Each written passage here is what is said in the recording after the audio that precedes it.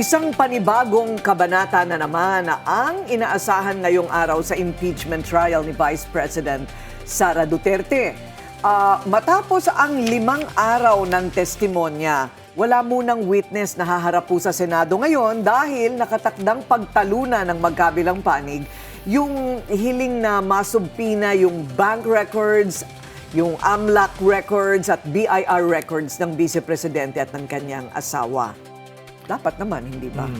Kasabay niyan, pinag-uusapan pa rin ang naging desisyon ng prosecution na wag nang iharap sina Attorney Zulaika Lopez at Captain Belinda Bello bilang mga testigo sa Article 4. So matapos ang jam-pack na 5 araw, tinanong namin ang taong bayan kung makakalusot nga kaya sa mga kaso si VP Sara sa kanilang palagay.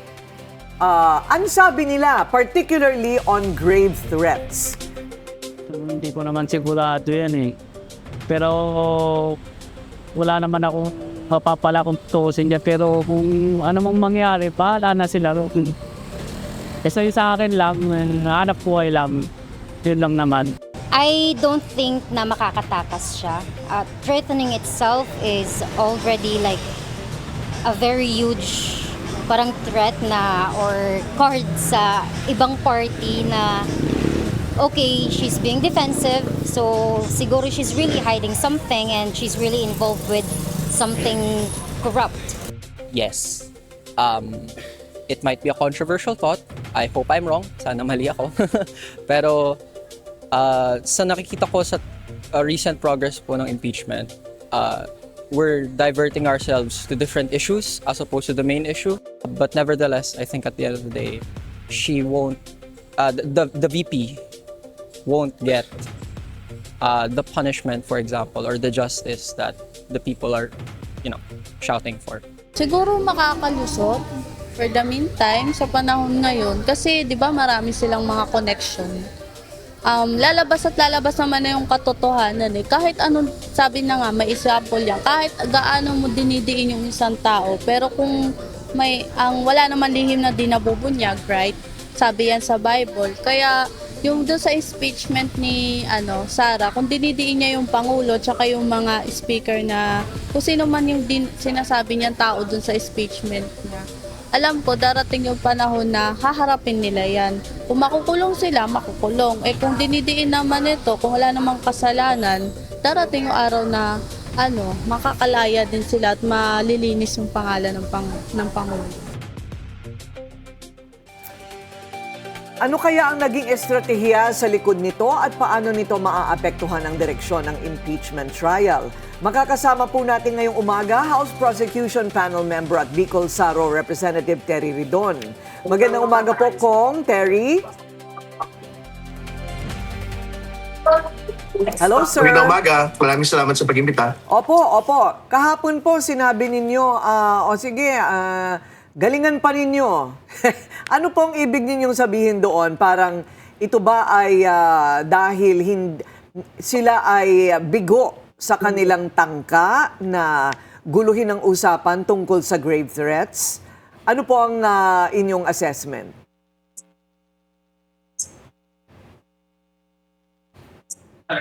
Again, binanggit ho natin yun before the resumption yesterday and hindi ho nagbago yung position ho natin. Hindi ho natibag yung kredibilidad ni Atty. Lotoc, hindi ho natibag yung kredibilidad ni Mr. Calilong. Doon po sa usapin po ng pagbabanta laban sa Pangulo at sa kanya pong pamilya. Yun naman po yung essential aspect nung pong testimonya. Hindi po yung mga sinasabi nila mga typo error, hindi po yung sinasabi nila na nagbabagong docket number daw po ng DOJ na wala namang kinalaman si Atty. Lotoc.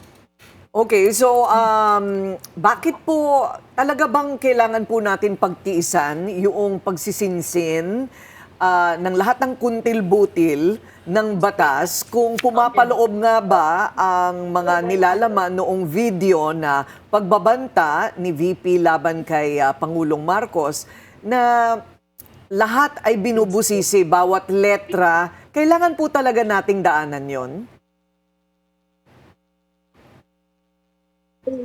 Kapag siyempre nung depensa po, na makapaglatag ng at the very least, as far as they're concerned, a credible defense. No? So, kung yung pong kanilang estratehiya at taktika ay sinsinin yung pong mga bawat pirma, bawat mama versus ma'am na pagkakamali halimbawa doon sa mga dokumento, ipinapaubaya ho natin yan. Pero syempre, sa dulot-dulo naman ho, yung mag-appreciate po nito, yung po mga senator judges at yung mga kababayan po natin, kung yung mga pagtatanong po ba ay wawasak doon po sa na-establish na pagpapakita ho talaga ng pagbabanta ng pangalang Pangulo laban sa Pangulo at sa kanya pong pamilya.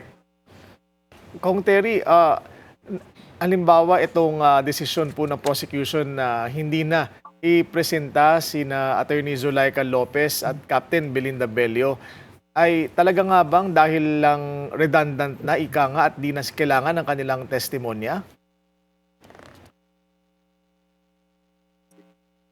Tama ho yun kasi nasapatan na ho kami kahapon no, doon sa talaga pong very comprehensive and extensive direct and cross ni Mr. Calilong at ni Mr. Lotok. No? So, tingin ko ho, yung pong pagsasalang kay Miss Bello at kay Miss Lopez, pandagdag na lang ho yun eh. Kumbaga, wala hong bagong detalye, walang bagong kwento. Kasi, for example, ang itatanong lang naman po kay Attorney Lopez ay talaga nga ba na binanggit ni Vice President Sara Duterte in her presence ito pong mga utterances, mga pagbabanta laban sa Pangulo at sa kanya pong pamilya. Pero pasok naman na ho eh. Yung pong video documentation. In fact, hindi nga ho ito dinidebate ng depensa. Mayroon lang ho silang paliwanag kung bakit po ginawa ito pong pagbabanta na ito. Pero ipapatawag niyo pa rin ba si Attorney Zulaika sa ibang mga artikulo?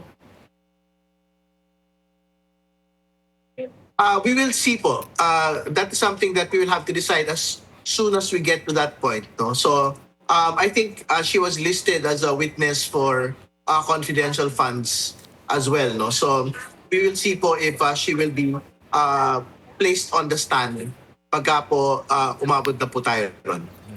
Okay, so ito pong si Miss Lopez, Zulaika Lopez, she seems to be an intelligent person. No? I mean, meron siyang talino.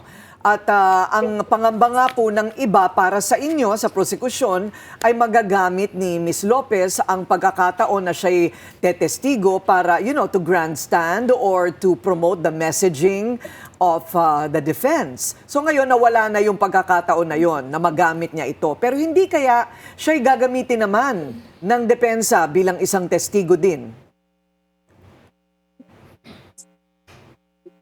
Wala naman ng problema doon. Sa totoo lang, it is the prerogative of the defense to implement however strategy that they would want to undertake. No? So, kung isasalang husin nila si Attorney Lopez for their defense, then we will subject her most definitely to cross. No? So, antayin natin. Kaya nga wala naman ho na pagsasara dito po sa testimonya po na ito, in the event, for example, na gusto naman po ng depensa na si Ms. Lopez yung isa lang relating to the threats against the President. Okay, so today marks the end of the discussion on grave threats. Tama po ba? Kasi iba na po yata ang pag-uusapan ninyo mamaya. May isasalang lang pong hiwalay na usapin, yung sabina po ng AMLC at ng BIR documents no, ng mag-asawa po ng Duterte Carpio. Pero magtutuloy po yung witness testimony on Monday si NBI Director Melvin Matibag po. Yung po isasalang sa Lunes. Pero today will be devoted solely for discussions on whether or not a subpoena should be issued on the BIR and the AMLC records of the Duterte Carpio couple. And just to refresh the memory of our viewers, gaano kahalaga, sir, na masabpina itong mga bank records at BIR tax records ng BICE, sir?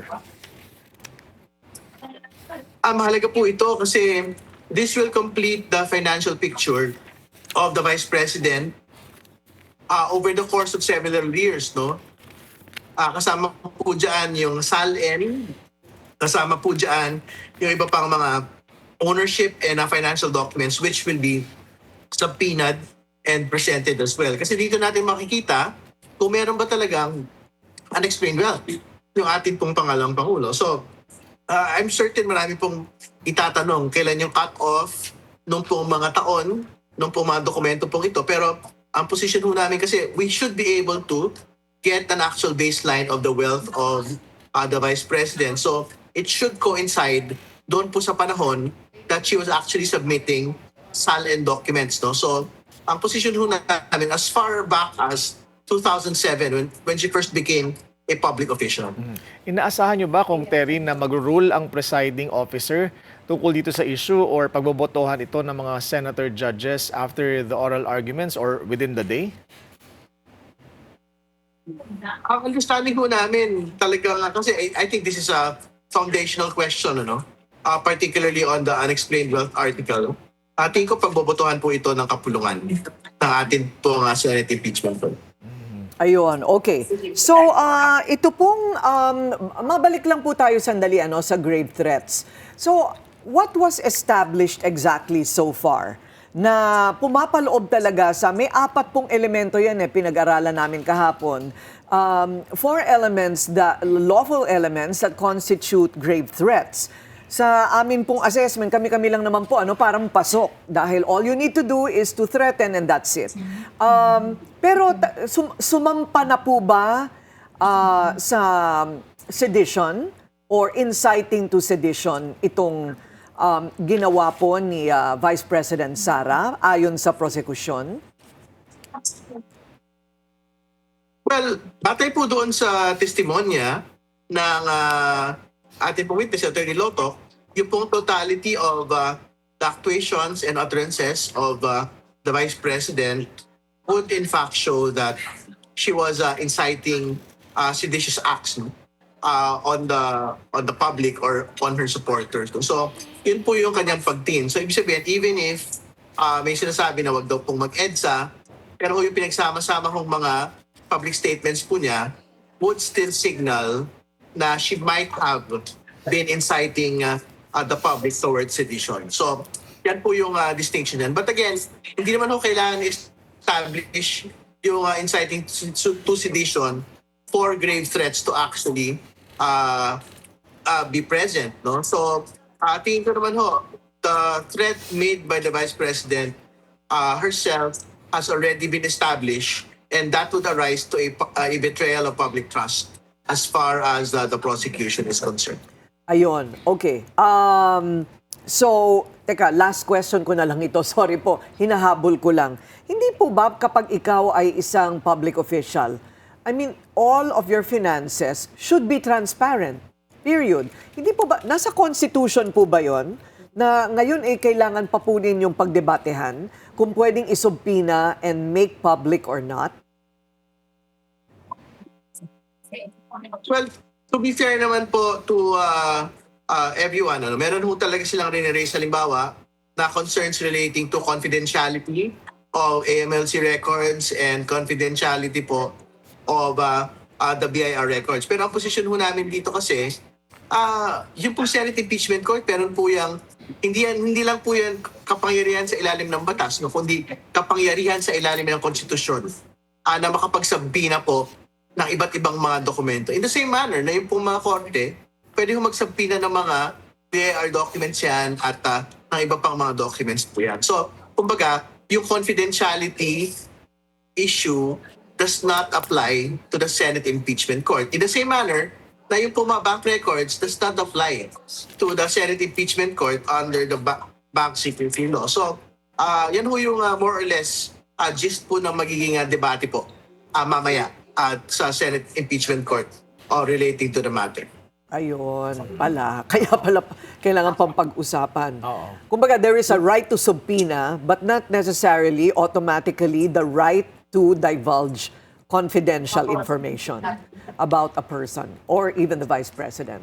Okay, so kasunod po ng usaping yan ay sama-sama naman nating basahin ang sagot ng Madla Online. Ano po, Kong? Alamin natin kung ano nga ba ang kumukumbinsi sa publiko. Ano ang kukumbinsi talaga sa publiko na guilty si Vice President Sara Duterte? Nang tanungin namin online, ang sabi nila, sabi ni Ikop Angelo. Already convinced, I guess the real question is, what can prove that she is not guilty? Sabi ni Mel PJC, she is not guilty. At least for those who watched the video in its entirety in real time. She was just acting as any normal person will do in those circumstances. Sabi naman ni Angie Legara, hard evidence and there's definitely a lot. Guilty. Sabi naman ni Ayan Saluta, wala. Kung may kasalanan naman siya, mas lalo naman yung nag-aakusa sa kanya. Daming ha. Okay, Nelson Malabanan, ang linaw-linaw ng video evidence, tinatanong pa ba yan? Ayun, okay. Kong Terry, maraming salamat. Good luck po mamaya at tututukan po namin ang inyong debate.